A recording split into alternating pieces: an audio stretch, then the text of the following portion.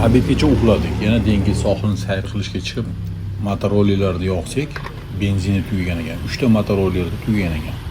Men kecha kuni olgan edim, meniki bor edi. Ama mishadi qaranglar. Qaysi oyog'i qaysi tomoni? O'ng oyog'i chap tomondami, chap oyog'i o'ng tomonda. Plus Abitdan keyin yo'lga chiqqan edik. Ozgina shaharda aylandik. O'sha shomga yaqinlashib qoldi. Asr vaqtidan o'tdi. Benzin quyadigan bak 16 sideniyasini tagida joylashgan bo'ladi. Bu motorollerlar Honda. Hammasiga 95-benzin quyiladi ekan. Oldingi ish mototsikllar bor edi. Xullas, SSR davrida yasalgan mototsikllarga, motorlarga, mopedlarga benzinga avtol almashtirib quyilardi. Chunki ularda yog'lash sistemasi shunaqa tuzilgan edi-da, benzinga 1 litr benzinga 200 gram yoki 150 gram avtol aralashtirib quyardik. Bu Tailand ko'chalarida yo'llar bo'yida mashinalariga xramlari bor, ya'ni ularda budda ibodatxonalari. Keyin buddistlar eshiklarni tagigan fillarni haykallarni qo'yib olarkan. Lekin bu yurgan joyimizda musulmonlar ham ancha-muncha ko'rinib qolyapti. Mana opamiz ro'moldagi musulmon opa edi. Benzinni qo'yib ozgina shaharda aylangan edik, shunaqangi bir chiroyli joyga kelib qoldik. Xullas, Shveysariya deysiz. Julda cholib, naqli yurish kerak emas bu yerlarda. Ikki tomon juda chiroyli. Chap tomonda bitta ko'lni ko'rdik. Ko'lda oldida biroz to'xtab qarasak, ko'lda har xil skuterlarda, ya'ni suv skuterlarida, lodkalarda suzib yurganlarni ko'rdik. Ozgina videoga olib qarasak, o'zimiz ham uchimiz kelib ketdi shu skuterlarda. Keyin sherigimizni kutib turdik. Bu yerda qarasak, mashinalar parkovka qilgan. Xullas, bu yerda mopedlarni ham parkovka qilsa bo'lar ekan. Sherigimiz keldi, mopedini joyiga parkovka qildi. Endi juda uzoq yurdik.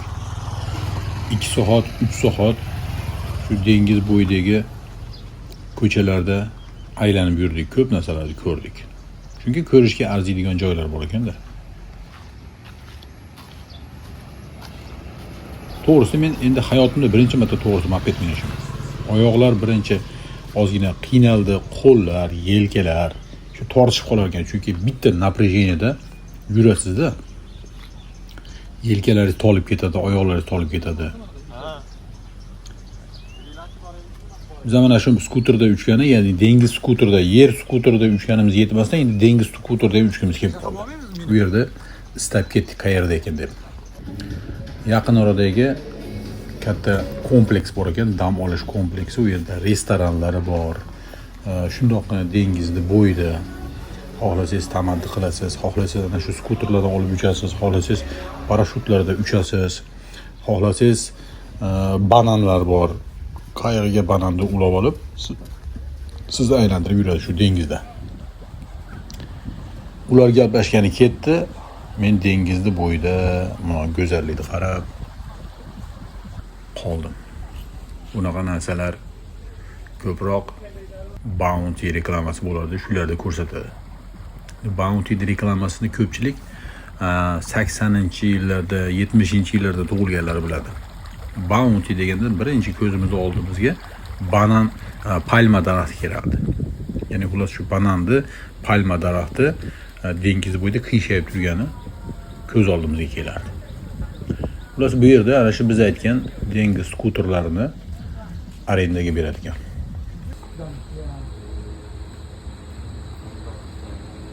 Sen nima ichasan? 30 minutes. Shu if oil senga Mana mana shuni ruliga bor. Xullas men ma'nosini tanladim. Shu tagida uchgani.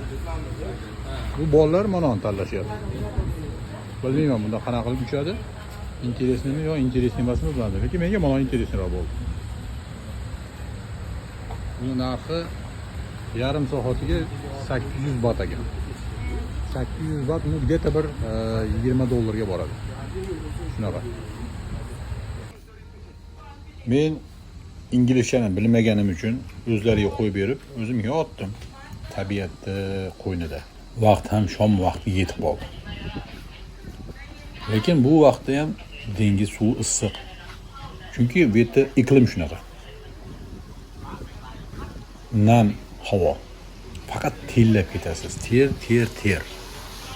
Dengizga tushasiz. Ataylar bo'lsa ham kela olmagan bo'lardik. Chunki biz shaharda aylandik, vaqtni o'tkazdik. Mana shu go'zal vaqtga to'g'ri kelibmiz, qarang.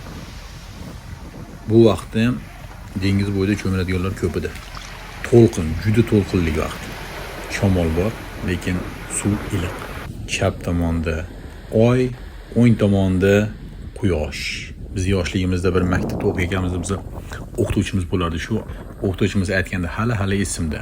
Endi u paytda namoz, qiyomat qayyim degan so'zlarni biz bilmardik. Shu o'qituvchimiz aytgan.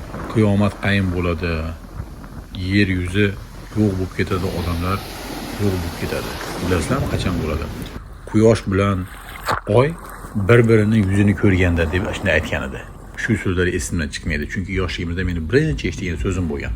Biz so'raganmiz. Quyosh bilan oy qanday qilib yuzini ko'radi? Nima degani bu deganimizda o'qituvchimiz aytganki, quyosh kunduzi chiqadi, oy kechasi chiqadi. Quyosh bilan oy kunduzida chiqqanda deb aytgan edi. Ular shu gaplar. Endi hozir biz o'zimizni ishlarimiz hal qilish bo'yicha biz aylanib yurganda ishchilarimiz bilasizlar, O'zbekistonda shunaqangi mas'uliyat degan narsani sezishlik yo'qda. Biz shunga o'rganib qo'yganmiz. Mas'uliyat deganda ana shu o'zini bo'yniga, zimmasiga qo'yilgan so'zni bajarish. Ozgina ishda muammolar bo'lgan, shularni hal qilishga kirishdik. Sazonlar, telefonlar orqali ularga ozgina o'zimiz noroziligimizni bildirdik. Shunaqa.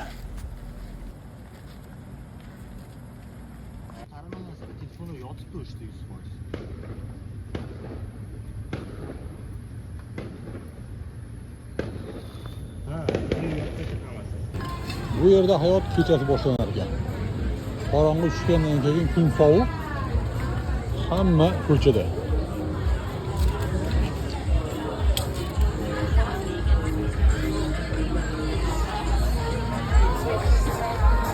O'ng tomon bozor, chap tomonlar restoranlar. Bu yer musulmon rayoni hisoblanar ekan. Onda sonda ro'molli opalar, chopon kiygan akalarni ko'rib qolyapmiz. Bitta masjid ko'rdik. Mana, uka yomg'irimiz ham yog'vordi. Masjiddan chiqdik. Mana ko'rsatdim. Endi qochamiz shu yerda.